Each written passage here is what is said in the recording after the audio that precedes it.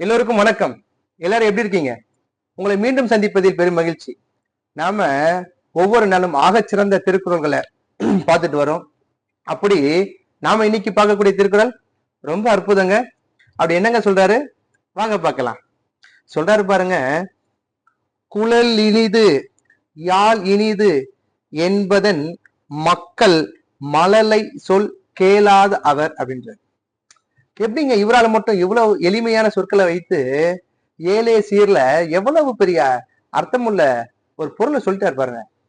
சொல்றாரு பாருங்க, யாரெல்லாம் குழல் இனிமையான ஓசையை கொண்டது, யாழ் இனிமையான ஓசையை கொண்டது அப்படின்னு சொல்லி அந்த குழலுக்கும் யாழுக்கும் பெருமை சேர்க்கிறார்களோ அவர்கள் எதை கேட்கலையா?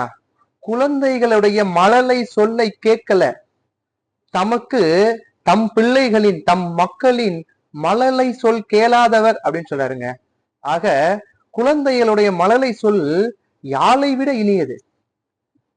அதே மாதிரி அந்த மழலை சொல் அந்த இசையின் வரக்கூடிய இனிமையை காட்டிலும் இனிமையானது.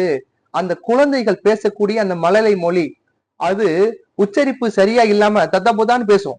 அந்த மொழி எப்படி இருக்கா? இனிமையானது அப்படின்னு சொல்றாருங்க.